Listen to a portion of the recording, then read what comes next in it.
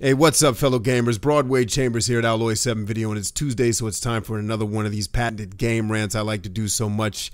Today's title will be, Will There Be Another Console Generation? Something a lot of folks have enjoyed talking about in recent months, and even in the last probably 2 years before, Xbox One and PlayStation 4 got finalized. So I'm going to start with the bottom line up front. The real answer to the question from me is maybe. But what I'd like to expound on is what things are going on in the market, in the gaming industry right now that may sway towards a yes or towards a no. And so the funny part about this topic is that I very foolishly predicted that the PS4 and Xbox One generation was not going to happen. I was convinced, and I guess the reason why I think we won't continue to see console generations is slightly different from what I hear a lot of people talk about. So I hear a lot of people focus on the hardware of the machines, not being up to snuff with PCs and thus not being able to ultimately be competitive, thus causing shorter generations, if you will, in terms of how long the hardware can last. But the way I see it is slightly different, not different to the point where what I'm going to say is so profound and off the wall that you've never heard it before, but maybe with a different twist. And when I tie it together with how I think things will pan out, it may make a little bit more sense. So again, I was convinced that by the end of last generation, we had reached the point of diminishing returns. If you've ever seen that in mathematics, that kind of bell curve, that point of diminishing returns where the bell kind of hits its peak and starts to take the downward trend on that graph, if you will, that's where I thought we were at last generation. And the reason why I thought that is because the ability to deliver the level of visual fidelity in the games that were being created cost so much money to produce. So specifically, again, I'm talking about the cost of development. And then when you pit that against a publisher and developer's ability to generate revenue. So I thought we were kind of there. You started to see games like The Last of Us come out that just looked gorgeous. And it's not that hardware doesn't exist and that hardware won't get cheaper in terms of the ability to represent these graphic triumphs in games. It was more me saying that it's costing studios so much money to physically replicate Troy Baker's face and make it look real in a game. Like, you're having to pay so much money just for the creation of a thing that it's hard to recoup that expense when you release it as a $60 game. And that's honestly why I think we get season passes and DLC'd to death. You guys know I hate DLC. You know I hate season passes. I can't stand them. But they're here to stay. And frankly, I think this is the reason why. These games that look so phenomenal require so much money to produce. Forget about the hardware that they're played on. That's always going to diminish. What I paid for my super duper PC 2 years from now will probably be worth about $600.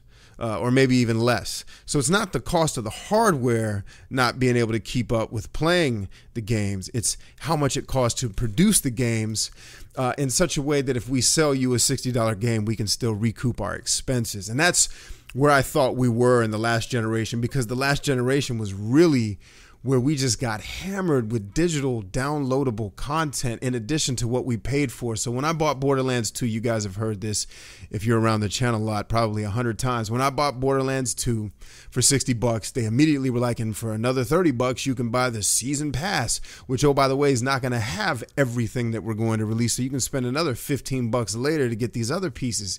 And it just got to the point where it was like, dog, this game in the end is $120. It's not a $60 game for me to have the entire experience. And developers can say as much as they want to that the reason why we do that is to please our customers, to make sure the content's always coming out so they always have something to play. BS. The reason why you guys do it is because you can't afford to sell us all that content at $60 and recoup your expense. You got to find people willing to spend $120 to then eventually sell everything for $60 once you reach your threshold for revenue. So here's the deal. That's kind of why I made the predictions I made. Very aggressive and naive predictions, but that's why I said we may not see a PS4 or now an Xbox One. But my gut, something in my gut just tells me that this is the last full-on generation where boxes that primarily play games are sold with physical media as the main delivery device for games. So what do I mean by that? So I think there is a possibility for a future generation, but I think it's going to look very different from what we're used to. And here's kind of the factors, what I was talking about, how it could go either way, but here's some of the factors that I think will play into it. So whether or not we see dedicated boxes again for another generation of consoles will depend on how long it takes for the cost of high fidelity visual production to lower or normalize. And that's if it lowers or normalizes. How long is that going to take? So my window is if it takes less than 5 years for you to be able to make a supremely high visual fidelity game to the point where you still can recoup your expenses in that kind of $60 to $120 window. If it takes less than 5 years for that to become a reality, then the tech is going to continue to evolve and it's going to continue to drop in price. And then maybe we will see new boxes if that takes about 5 years. And then maybe 2 to 5 years after that, we will see new boxes. But I'm telling you, if it takes like that window from 5 to 10 years for the ability to produce a high, for studios to pay for these camera perfect visuals to be translated into AAA games, I believe by then digital proliferation will have had much more time to saturate the market, thus making console producers think about platforms that run on other machines, aka PCs. Since by that time it'll be harder to sell hard copies. And that's not to say that hard copy games will go away in 10 years. That's not what I'm saying at all. But I predict that the Steam model will become more and more normal, not just for PC gamers. I'll expound on that as well. So, time to expound. Sony has already agreed with this trend to a certain degree as they've launched PlayStation Now. And they've gone on to say that PlayStation Now and digitally delivered rentable media is one of the 3 major focus areas that the company presently has. And again, I'll admit that my very similar prediction during the previous generation was probably overly aggressive, but it was based on these same principles. I personally thought we were a little bit further along with the digital age than we actually were. I'm actually kind of glad I ended up being wrong about that, but it's still rooted in the same logic. Now, I feel like things are happening in the market that support the prediction I made last generation. And granted, I made the prediction like a year ago. It's not like I said 7 years ago, there will be no new consoles. It was like I was watching all the things that were happening and just thought, it was going to go in a different direction than it did. But now we're starting to see things come to fruition that I was kind of thinking about. So the explosion of games with retro style graphics. So you got Towerfall, you've got Shovel Knight, you've got Nidhogg, did I pronounce that right? You've got all of these games which are going back to the old school in terms of visual fidelity because they're cheaper to make. We don't have to sell them for as much. We don't have to nickel and dime these people to death with DLC. We can just sell a straight up game that will run beautifully and flawlessly on these faster, more powerful machines. And you're seeing more and more of it, not just on consoles either, on PC as well. PlayStation Now is here. Now that system is here, and I would not be surprised because Sony's been talking about it for a while, that if eventually you won't see that make its way onto PCs, where if you're willing to pay the rental fee, you can play Suikoden 1 and Suikoden 2 on your PC through PlayStation Now for a rental fee and just play those games with a controller that you hook up to your PC and play. Again, I always go back to season passes and DLC to help developers and publishers recoup development costs. It's getting out of hand. They have season passes. I think there might have been a Dora the Explorer game that had a season pass at one point. I'm joking, but you get the point. And I think we're still continuing to see Steam and other platforms like it, like Good Old Games and some of the other ones whose names are escaping me at this point, Stone Age Gamer. All of these different platforms that are selling digital media are having success.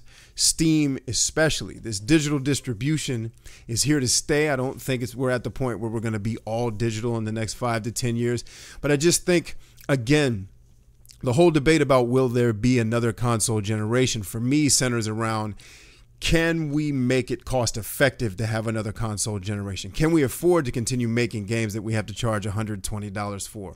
Will the market allow that? Will it be tenable 10 years from now for people to buy a game for $120? Will it still cost us that much money to make the Assassin's Creed games look better and better and better, the Metal Gears, and I'm talking mostly AAA games. I think the smaller studio games don't really deal with that as much, but that's where I say the maybe is if we're at that point of diminishing returns. I think it's very likely that what we'll see is some type of hybrid box that doesn't just focus on playing games. It will play games should you desire to do so, but it's going to be mostly the means by which you get your digital distribution, and you have some type of service that allows you to play your games remotely, but also probably allows you to play some type of disc-based media. But this whole on, we're all in with another console generation. I just personally don't see it. Maybe my opinion will change as this generation goes on. All right, so before we close, I need to make one caveat, one alibi, if you will. I didn't talk about Nintendo. I mostly focused on Sony and Microsoft.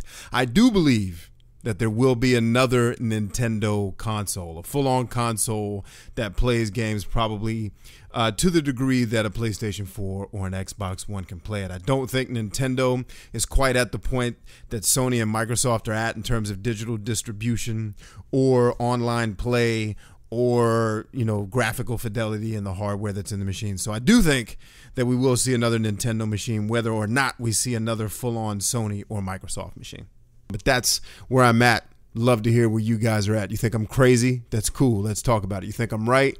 That's cool. Let's talk about it either way. Encourage you guys to subscribe if you haven't already. If you don't, it's all good. Just keep coming back and watching. Also, check us out on alloy7.com. Stop by our forums, man. Maybe you should join and enter the conversations there because they get a lot deeper than what we can sustain on YouTube. Anyway, friends, until next time, until all are one, this is Rodimus Prime signing off, making myself one with the Matrix. Peace out. Alloy 7.